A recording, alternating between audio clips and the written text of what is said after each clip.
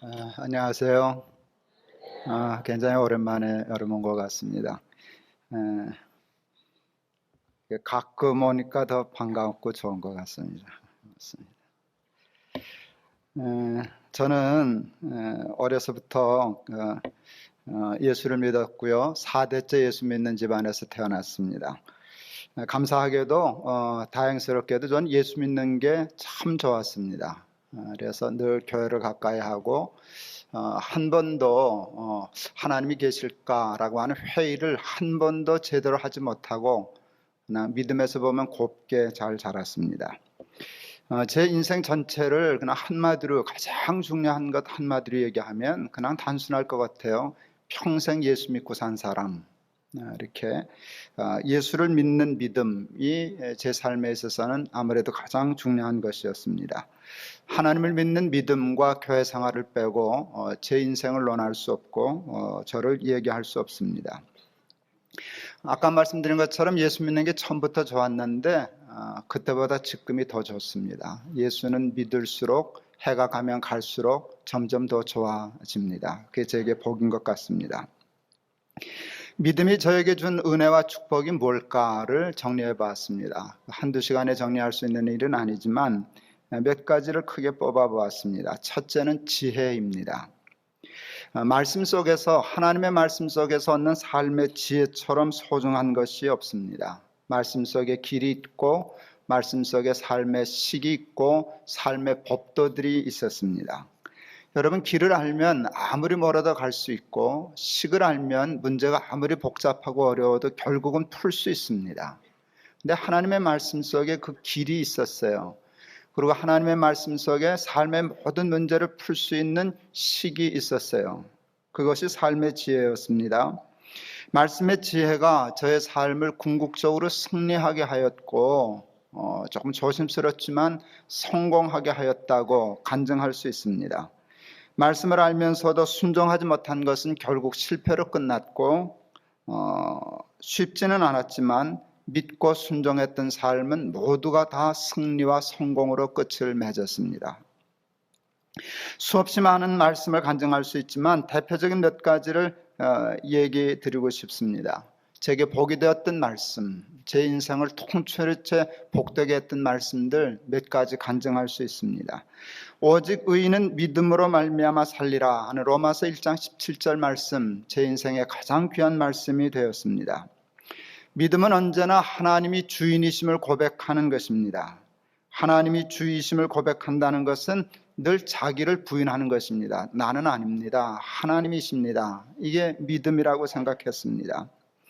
작은 성공들이 저에게도 있었습니다. 작은 성공이 있을 때마다 그때가 돌이켜보면 제게는 큰 위기였습니다. 그때마다 사탄이 저를 내버려 두지 않았습니다. 선악과를 따먹고 내가 하나님이 되라 라고 하는 유혹이 제게도 늘 끊임없이 있었습니다. 감사하게도 그 유혹을 이겨내고 나는 아니다, 하나님이 주인이시다 라고 하는 믿음을 지켜올 수 있었습니다. 나를 부인하고 그 자리에 빠지지 않고 내려올 수 있었습니다. 작은 성공에 안주하지 않고 내려옴이 믿음이라고 생각했습니다. 내려오고 버릴 때마다 저는 더 큰 복을 얻게 되었습니다. 그래서 하나님이 주인이시다라고 하는 이 신앙 고백 하나 때문에 제 인생은 피기 시작했습니다. 풀리기 시작했습니다. 형통하게 되었습니다. 그래서 하나님이 주인이시다라고 하는 믿음의 고백은 제 삶의 가장 중요한 철학이 되었습니다. 죄 삭은 사망이다. 로마서 6장 23절. 욕심이 잉태한 즉 죄를 낳고 죄가 장성한 즉 사망을 낳느니라 하는 야고보서 1장 15절의 말씀도 제 삶의 소중한 지혜가 되었습니다. 첫 담임 목회를 시작했을 때 제일 먼저 한 일이 교인 배가 운동이었습니다. 출석교인 150명을 연말까지 300명이 되게 하자 하는 것이 제가 평생 담임 목회 첫 시작하면서 한 첫 프로젝트였습니다. 그때 하나님이 기도 중에 제 마음속에 질문하셨습니다. 왜 300명이냐 하고 물으셨습니다. 당황했습니다. 근데 그때 깨달았어요. 목사가 목회를 해서 교인을 배가시키겠다는 일이 절대로 잘못될 일일 수는 없습니다. 옳은 일이죠. 그런데 제가 그때까지 몰랐어요. 그게 교회를 위해서 그런 것도 아니었고 하나님을 위해서 그랬던 것이 아니라는 것을 그때 처음 깨달았어요. 나를 위해서 그랬다는 걸 알게 되었어요. 34살에 담임 목회했었는데 정말 평생 목회할 중요한 교훈을 얻었습니다. 소명을 가장한 야망이라는 것이 있구나. 소명인 줄 알았더니 야망이구나. 하나님을 위해서가 아니라 나를 자랑하기 위해서, 나를 드러내기 위해서, 내 목회적인 성공을 위해서 소명을 가장했구나 하는 것을 깊이 깨달았습니다.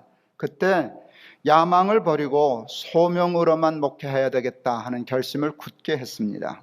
쉽지만은 않았습니다. 지금까지도 그 일은 절대로 쉽지 않습니다. 그래서 때때로 실수하고 실패했습니다.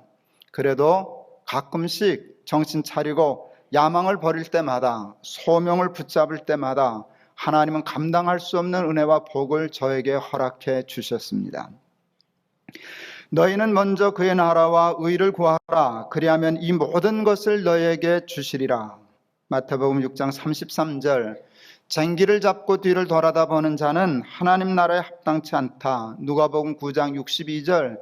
순서에 관한 말씀이었습니다. 이것도 제 삶에 큰 교훈이 되었습니다. 마태복음 6장 33절 말씀의 은혜를 받고 동안결 시절 동안교회 건축을 뒤로 미루고 일산 동안교회 건축하는 일을 먼저 했었습니다. 먼저 내교회를 먼저 하고 개척교회를 나중에 하는 일이 제 순서입니다. 당연하게. 근데 하나님이 그 순서를 한번 바꿔보라 하셨습니다. 내가 하고 싶은 일을 조금 나중에 하고 정말 하나님이 더 좋아하시는 일을 먼저 해봐라. 순서를 한번 바꿔봐라. 그걸 그렇게 해석하고 동안교회 건축을 3년 미루고 건축하려고 모아놨던 돈을 다 주어서 개척교회를 먼저 했었습니다. 여러분, 그것이 제 목회 인생에 있어서 가장 큰 보람과, 쓰기 참 조심스러운 표현이지만 제 목회에 큰 성공을 가져다 주었습니다. 그래서 이 마태복음 6장 33절은 제게 간증이 있는 말씀입니다. 하나님이 오르시네. 내 거 먼저 하면 좋을 줄 알았더니 내 거를 뒤에 하고 먼저 했더니 하나님이 정말 그렇게 해주시네. 동안교회는 지으려고 했던 것보다 곱절 큰 예배당을 짓게 되었습니다. 쟁기를 잡고 뒤를 돌아다 보는 자는 하나님 나라에 합당치 않다 하는 말씀, 우리 예배당 건물 없이 길거리로 내몰리게 되었을 때 우리 높은 뜻 숭의교회, 탈북자와 사회적 취약계층을 돕고 섬기는 일을 포기하지 말고, 순서 바꾸지 말고, 그 돈 갖고 먼저 예배당 하지 말고, 길바닥에 내쫓기는 한이 있어도 탈북자들 먼저 섬겨라. 세상적인 상식에는 전혀 맞지 않는 말씀이지만 하나님의 말씀을 믿고 순종했다가 받은 복, 이 또한 평생 간증이 될 거라 믿습니다. 믿음으로 모든 세계가 하나님의 말씀으로 지어진 줄을 아나니 보이는 것은 나타난 것으로 말미암아 된 것이 아니니라. 이것도 평생의 귀한 교훈이 되었습니다. 우리는 꼭 눈에 보여야만 움직입니다. 보이지 않는 것의 가치를 인정한다는 것이 얼마나 어려운지 모릅니다. 근데 보이는 것은 나타난 것으로 말미암아 된 것이 아니니라. 보이는 것보다, 나타난 것보다 더 소중한 가치가 있다라는 것을 성경이 저에게 가르쳐 주었습니다. 이 말씀이 결국 보이지 않는 성전 건축이라고 하는 목회 방향을 결정하게 하였습니다. 어제 우리 청년 결혼식이 있었어요. 우리는 예배당이 마땅치 않기 때문에 여기저기 돌아다니면서 결혼식을 합니다. 우리 청년들이. 성북구에 있는 어느 예배당에서 결혼식을 했어요. 이제껏 제가 어느 교회를 가본 예배당보다 아름답더라고요. 제가 세계를 꽤 돌아다니지 않습니까? 교회를. 그런데 야, 이렇게 예쁜 예배당이 있나. 정말 예배당이 예뻤어요. 번당을 세보니까 한 800석, 한 750석 정도 되겠는데요. 그렇게 아름답게 예쁘게 잘 꾸밀 수가 없었어요. 부러웠을까요? 안 부러웠을까요? 대답하세요. 부러웠을까요? 안 부러웠을까요? 예, 전 그게 아직도 부러워요. 정말 부러워요. 그리고 늘 생각해요. 우리도 지을 수 있었는데, 늘 그 생각해요. 그게 아직도 제 마음의 위로에 우리도 지을 수 있었는데, 우리 지었으면 이거보다 더 크게, 이거보다 조금 더 잘할 수 있었는데. 어제 그러면서도 너무 부럽기 때문에, 너무 마음이 부럽기 때문에 혼자 물어봤어요. 정말 우리가 추구하는 보이지 않는 성전이 이보다 더 아름다운 것인가? 제가 늘 마음으로 물었어요. 그리고 하나님 앞에 때를 썼어요. 하나님, 약속대로 우리가 짓는 성전이 이보다 더 아름답게 해주세요. 그래야 됩니다. 어제 그 아름다운 예배당에서 결혼 주례를 하면서 우리 청년에게 미안했어요. 우리도 예배당 있었으면 왔다 갔다 안 하고 우리 예배당에서 주인처럼 그렇게 결혼식 할 수 있었을 터인데, 우리 아이들은 여기저기 떠돌아다녀야 하고, 우리 교인들은 이것저것에서 다녀야 하고. 제 느낌으로 생각하면은요, 우리 높은 뜻 교회 예배당의 이 수준은 이렇게 보면 소득 한 만불 시대 수준의 생활 같아요. 어제 본 예배당은 소득 한 3, 4만 불 수준의 생활 같아요. 그런데 저는 이게 더 좋아요. 아직도 진행형이지만 하나님이 너희들이 옳았어. 너희들이 지은 성전이 세상에서 가장 아름다운 성전이야. 우리도 알게 하시고 모든 사람도 알게 하시는 날이 오리라고 믿습니다. 그래서 나타난 것은, 보이는 것은 나타난 것으로 말미암아 된 것이 아니니라. 눈에 보이는 것만 갖고 승부하지 않고, 보이지 않지만 사람들이 잘 납득하지 못하지만 하나님이 더 귀하다 하시는 가치를 붙잡고 끝까지 쫓아갈 마음이 있습니다. 조금 위로가 되시나요? 사랑은 오래 참고 무례히 행치 아니하며, 고린도전서 13장에 있는 유명한 말씀입니다. 이 말씀이 저에게 복이 되었습니다. 제가 설교 중에 여러 번 했던 얘기이기 때문에 여러분 다 아시는 얘기입니다. 둘째가 대학을 다닐 때 귀걸이를 했습니다. 둘째가 귀걸이를 하였다는 이야기를 아내로부터 들었을 때, 지금은 저도 참 이해할 수 없지만 그게 그렇게 힘들었습니다. 그러니까 다시 말하면 지금은 그 정도로는 안 힘들다는 뜻입니다. 근데 10여 년 전 되니까 충격이었습니다. 그때 참 힘들었습니다. 그때 사랑은 오래 참고 무례히 행치 아니하며 하는 그 말씀이 저를 실수하지 않게 하였습니다. 자식에게 대하여. 사랑은 참는 거라 하였습니다. 그래서 참아야 되겠다고 생각했습니다. 그래서 당장 뭐라고 하고 싶은 일을 참았습니다. 몇 달 후에 얘기해야지. 그게 사랑이지. 사랑한다면 참아야지. 그리고 몇 달 후에 얘기를 할 때에도 설명하는 것뿐이지 결정은 우리 둘째가 하게 해줘야지. 함부로 내 멋대로 귀걸이를 떼게 하지는 말아야지. 그건 무례한 거야. 그건 아무리 어라도 폭력이야. 사랑은 무례 행치 않는 거야. 두 가지 결심을 했어요. 참다 얘기할 거다. 그리고 얘기할 때 무례하지 않겠다. 여러분, 이거 하나만으로도 평생 예수 믿은 본전 뽑는 깨달음이에요. 그렇게 할 수 있었습니다. 그것이 사랑이라고 생각했습니다. 그러면서 요한계시록 3장 20절의 말씀이 제 마음에 다가왔습니다. 볼지어다 내가 문 밖에 서서 두드리노니 누구든지 내 음성을 듣고 문을 열면 내가 그에게로 들어가 그와 더불어 먹고 그는 나와 더불어 먹으리라 는 말씀이 은혜가 되었습니다.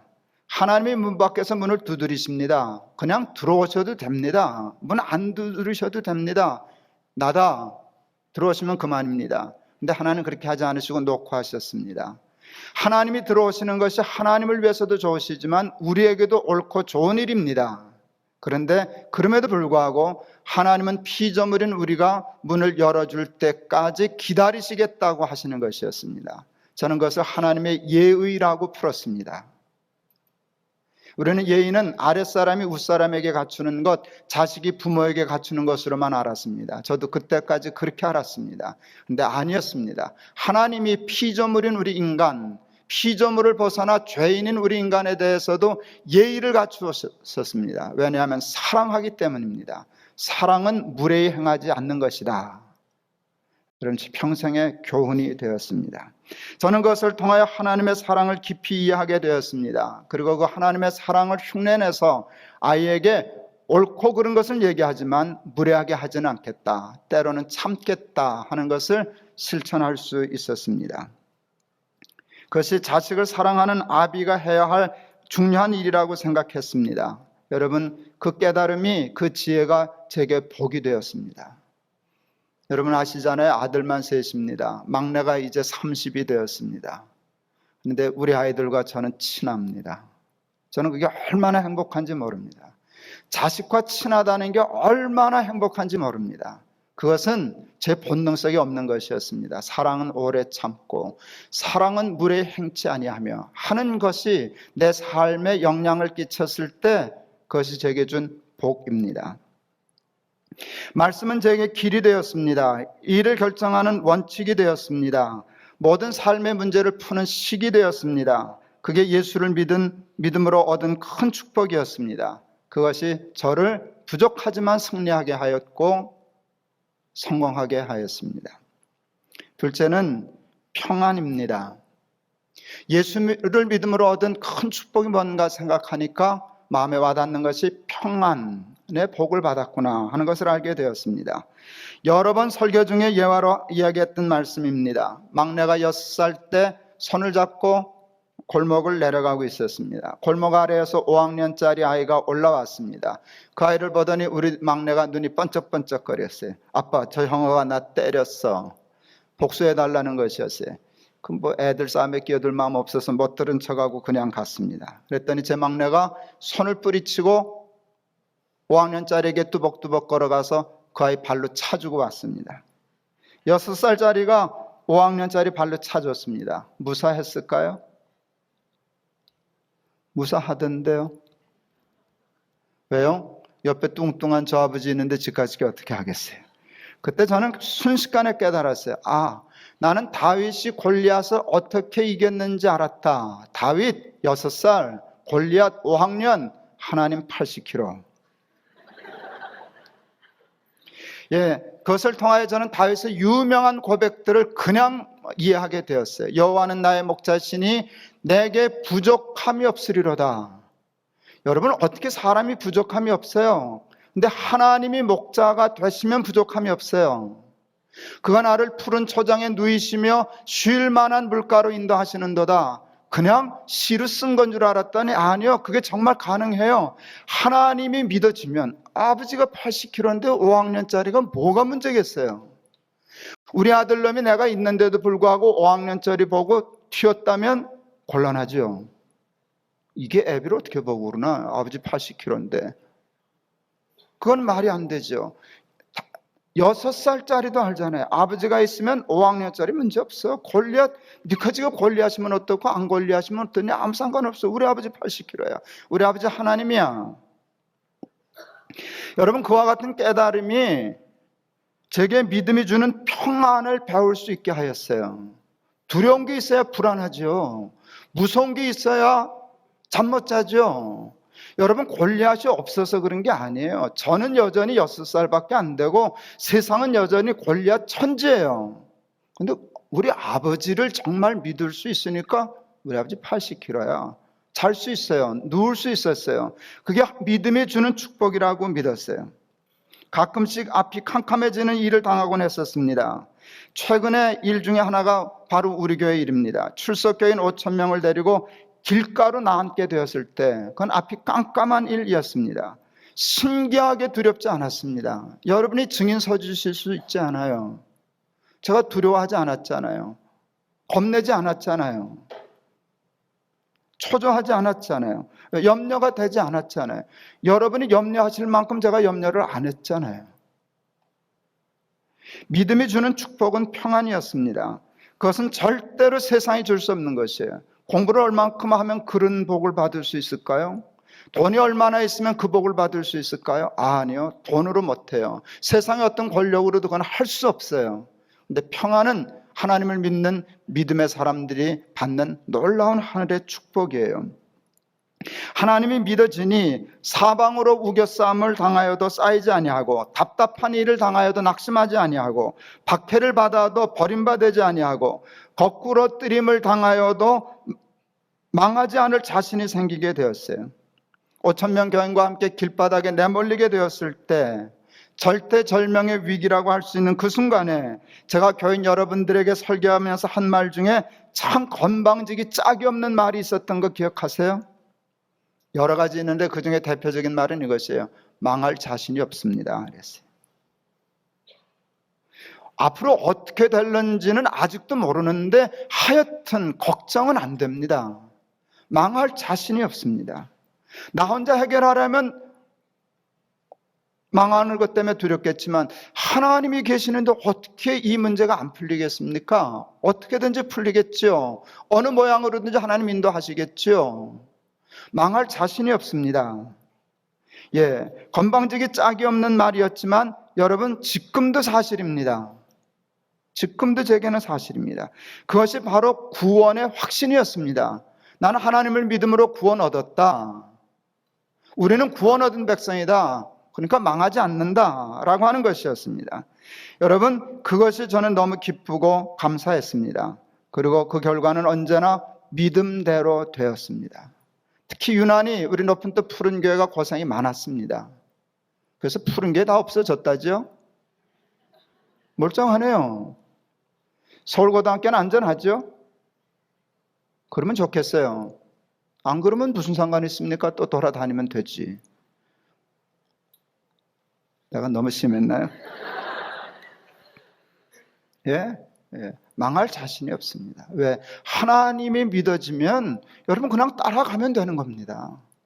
길바닥이면 길바닥, 높은 산이면 높은 산, 궁궐이면 궁궐, 궁궐이면 좋아하고 높은 산이면 괜찮아요. 쫓아가면 되는 일이지 뭐가 그렇게 큰 문제입니까? 하나님을 믿는 믿음으로 받은, 이건 받은은 아니고 받고 싶은 축복이 있습니다. 하나님을 닮음입니다. 얼마 전 텔레비전에서 사람들의 얼굴 표정에 대한 얘기가 나왔습니다. 그게 무슨 프로였는지도 기억이 잘 안 나고 그날 무슨 내용들을 얘기했는지도 사실 기억이 안 납니다. 딱 하나 기억이 납니다. 그것은 소위 성공한 남성들의 공통적인 얼굴 표정에 대한 이야기였습니다. 그것은 이거였어요. 되게 성공한 조금 나이 든 남자들은 표정이 똑같다는 거예요. 얼굴에 웃음이 없다는 거예요. 평소에 자기도 모르는 사이에 입이 꼭 다물어진다는 거예요. 그리고 동시에 입이 조금 앞으로 나오고 입꼬리가 내려간대요. 그냥 보여드릴게요.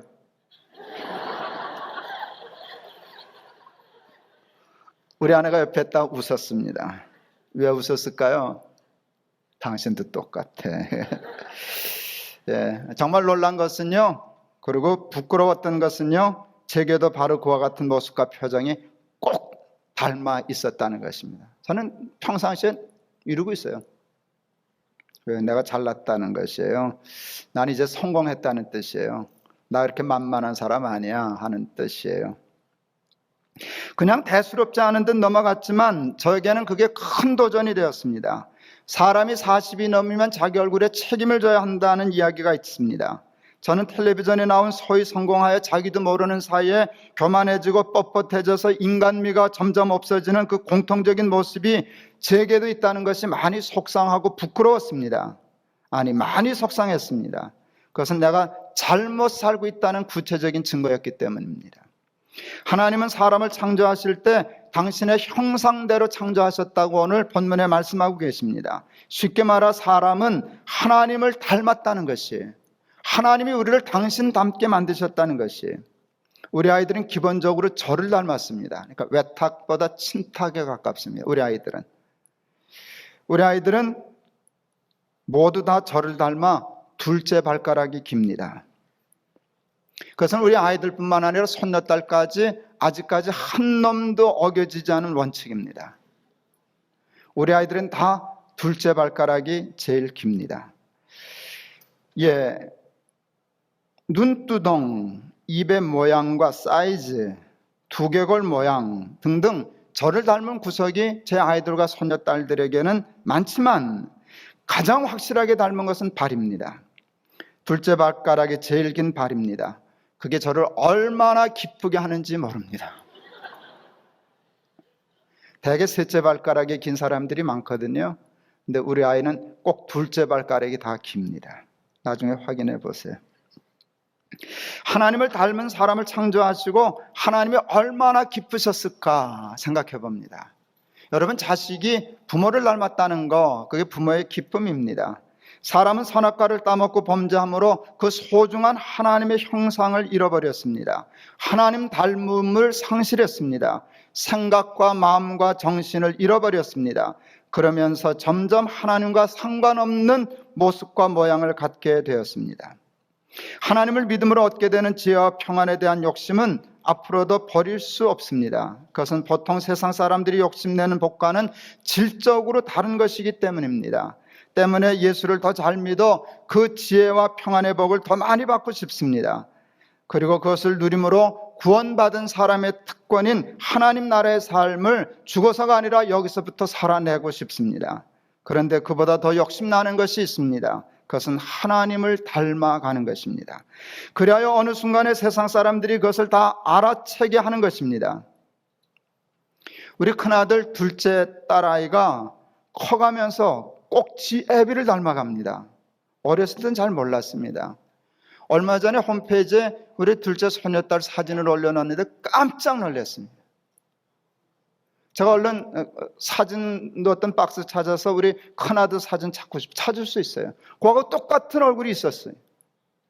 보니까 우리 큰아들이 그 나이 때 그 얼굴하고 똑같았어요. 표정까지 똑같았어요. 어느 날 우리 큰아들 가족이 이렇게 거리를 가는데 거리를 지나가던 할머니가 그러셨답니다. 둘째는 지 아빠 도장을 박았구먼. 도장을 박았어. 예. 어느 날 사람들이 저를 보고 그런 식으로 얘기를 해주면 얼마나 좋을까요? 하나님을 빼다 박았구먼. 하나님 닮았네. 여러분, 이게 교만한 얘기일까요? 아니요. 하나님 본래 저와 여러분을 그렇게 만드셨어요. 하나님을 빼다 박은 사람으로 만드셨어요. 겉모양뿐만 아니라 생각이 빼다 박았어요. 정신이 빼다 박았어요. 마음이 빼다 박았어요. 그러다 보니까 여러분, 속이 같아지면 겉도 같아지는 거 아십니까? 여러분, 부부가 부부 생활 오래 하고 사이좋게 늙어가면 부부가 서로 닮는다는 거 아세요? 왜 닮을까요? 마음이 같아지기 때문에 겉이 같아집니다. 전혀 딴 얼굴 같아 보여도 부부가 닮는답니다. 여러분, 정말 하나님을 잘 믿는다면 그 증거가 하나님을 닮아야 할 겁니다. 생각이 하나님 닮아야 할 겁니다. 마음과 정신이 닮아야 할 겁니다. 그러다가 표정까지 닮아야 할 겁니다. 이거 안 됩니다. 이건 믿음의 생활이 충분치 못하다는 구체적인 증거입니다. 제가 이제껏 받은 상 중에 가장 큰 상은 제 아이들이 저에게 해준 평가입니다. 참, 굉장히 유치해. 이런 거 참 자랑스럽게 얘기하는 거 보면 그래도 좋은 걸 어떻게 하겠어요? 그냥 용서하고 들어주세요. 우리 아이가 저한테 이런 평가를 내려주었어요. 하나님을 주인으로 모시려는 치열한 삶의 투쟁이 너무 자랑스럽습니다. 생사를 건 교회개혁 책을 쓸 때 큰아이가 제게 해준 말이었습니다. 예수를 사랑하여 그가 사랑하는 사람들을 가슴에 품고 예수를 위하여 늘 무엇인가를 해드리고 싶어하는 사람이 우리 아버지라는 것이 자랑스럽다. 이거는 메자닌 아이팩 공장 세우고 보이지 않는 성전 건축했을 때 둘째 아이가 제게 해준 평이었습니다. 제가 죽은 후 묘비에 새겨주었으면 좋겠다 싶으리만큼 정말 분에 넘치는 감사한 말입니다. 그러나 그보다 조금 더 욕심이 나는 말이 있습니다. 그것은 사람들과 특히 제 아이들이 저를 생각할 때 저를 하나님 닮은 사람, 조금 더 교만을 떨면, 욕심을 부리자면 하나님 빼다 박은 사람, 거기까지 꼭 가보고 싶습니다. 점점 더 생각과 마음과 정신이 하나님을 닮아갔으면 좋겠습니다. 속 모양뿐만 아니라 겉모습까지도 바뀌어갔으면 좋겠습니다. 모든 일에 반듯하고 오르면서도 입꼬리 내려가지 않고 올라가고 인자하고 너그럽고 부드럽고 덕 있고 사랑 있는 하나님 닮은 사람이 되었으면 좋겠습니다. 사랑하는 교우 여러분, 여러분들도 저와 같은 욕심을 가지셨으면 좋겠습니다. 예수를 정말로 잘 믿는 사람들이 되셨으면 좋겠습니다. 그래서 예수를 믿는 진짜 복을 받으셨으면 좋겠습니다. 지혜의 복을 받으셨으면 좋겠습니다. 그리고 하나님의 지혜로 모든 일에 승리하시고 성공하셨으면 좋겠습니다. 평안의 복을 받으셨으면 좋겠습니다. 믿음으로 얻은 구원의 확신 때문에 사방으로 우겨싸움을 당하여도 늘 푸른 초장에 누운 사람과 같이 여호와는 나의 목자시니 내게 부족함이 없으리로다 노래할 수 있는 그런 복 받으셨으면 좋겠습니다. 절망적인, 그래서 두렵고 떨리는 세상 속에서도 늘 소망을 가지고 용기를 가지고 망할 자신이 없어서 늘 평안한 그런 삶을 복으로 누리며 사실 수 있었으면 좋겠습니다. 그리고 여러분들이 모두가 다 하나님을 닮아 가셨으면 좋겠습니다. 생각이 하나님을 닮고 정신이 하나님을 닮고 마음이 하나님을 닮아 가다가 삶의 태도와 표정까지, 자세까지, 삶과 생활 속에서 풍겨나는 냄새까지 하나님을 닮은 사람들이 되셨으면 좋겠습니다. 그게 그리스도 예수의 향기가 되는 삶 아니겠습니까? 냄새가 나. 저 사람에게선 좋은 냄새가 나. 그리스도의 향기가 나. 저 사람은 하나님의 편지구먼. 저 사람의 삶이 하나님의 편지구먼. 이게 얼마나 근사한 칭찬입니까? 우리가 그리스도를 닮아 우리의 모양이 하나님을 닮아가고 하나님을 빼다박은 사람이 되고 우리의 삶에서는 하나님의 향기가 나고 우리의 삶이 그냥 하나님이 적어놓은 편지가 되는 삶, 여러분 그것을 무엇과 바꾸겠습니까? 돈 몇 푼 더 벌어 부자 되는 거, 세상에서 성공하여 출세하는 거 다 좋은 일이지만 게임 안 됩니다. 그 복 받으셨으면 좋겠습니다. 말씀을 마치려고 합니다. 저는 많은 말씀 중에 오늘 말씀이 참 좋습니다. 하나님이 우리 사람을 창조하실 때 당신의 형상대로 창조하셨다는 말씀이 저는 좋습니다. 지금은 아직 부족하여 아니지만 제 본래의 모습 속에 그것이 있었다니 그것을 회복해내고 싶습니다. 이제 앞으로 몇 년이나 이 세상에서 더 살는지는 잘 모르겠으나 최선을 다하여 더 부자되고 더 성공하기 위하여 살아가지 아니하고 조금이라도 하나님도 닮아가는 삶을 살아가기 위하여 애쓰다가 하나님이 부르시는 날에 감사하며 하나님 앞에 얼른 나아가고 싶습니다. 그 복을 받고 싶습니다. 사랑하는 여러분, 여러분들도 이 복을 사모하시다가 다 이 복을 받게 되시기를 주의 이름으로 축원합니다. 기도하시겠습니다. 우리 사랑하는 높은 뜻 푸른 교회 교인들, 지금보다 예수 좀 더 잘 믿는 사람 되게 하여 주옵소서. 그리하여 말씀의 지혜를 얻게 하시고 믿음이 주는 평안을 누리게 하시고 무엇보다도 하나님 닮아가는 복 받게 하여 주옵소서. 예수 그리스도 이름을 받들어 기도하옵나이다. 아멘.